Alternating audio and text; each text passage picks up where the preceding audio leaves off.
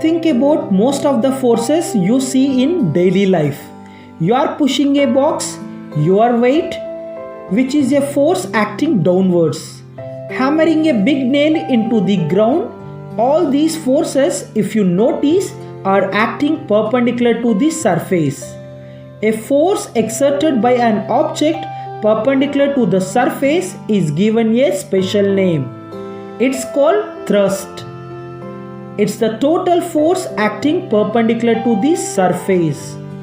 What will be the unit of thrust in the SI system? Can you guess? You should have got this one. Thrust is nothing but force.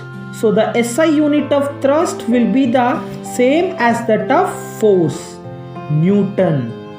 The SI unit of thrust is Newton. Then what's pressure? Now I don't want the definition or the formula. I want you to understand it. Let me give you a couple of examples. Take a pencil and keep it between your thumb and index finger, with the tip touching the index finger and the other end touching the thumb. Now apply equal force from both ends towards the pencil for a few seconds. Release the pencil and observe the two fingers. To be precise, observe the depression you see in the fingers. You notice that the depression in your index finger is much more as compared to the depression in your thumb. Why does this happen? Before we answer that, let me give you a second situation. When you stand on loose sand, you see that your feet go deeper into the sand. Now, if you lie down on the sand, will you go just as deep into the sand? No, you won't. But if the force exerted in both the cases is the weight of your body, then why is the depth in the first case more? That's where the concept of pressure comes in. Pressure is nothing but the force per unit area. If we are talking about thrust, it would be thrust per unit area. If the thrust is contact and the area is more, then the pressure will be lesser. And if the area is less, then the pressure will be more.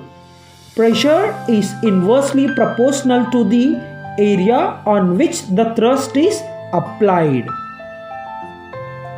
Now we can understand the two situations in terms of this formula. What happened in the first situation?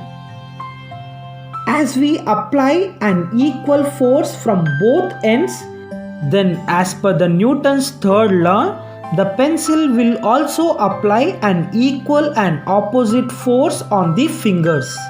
As the depression was more on the index finger, that's because the area on which the tip of the pencil applies a force on is lesser as compared to the area on which the other end of the pencil applies a force.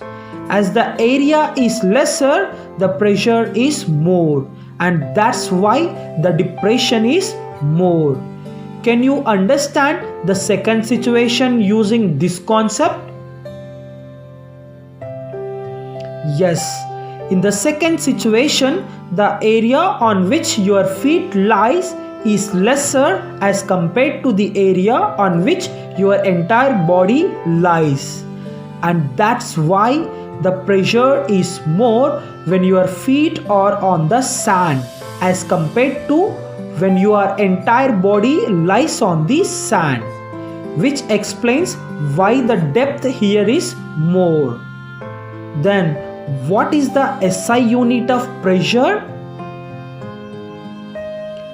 As its force over area, it would be Newton per meter square.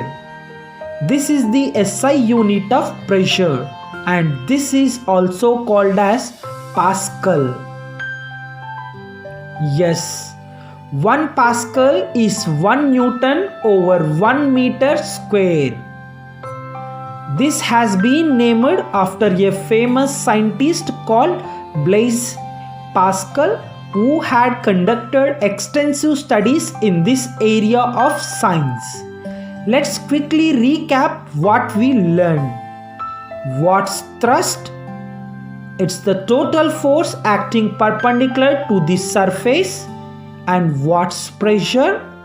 It's the thrust per unit area.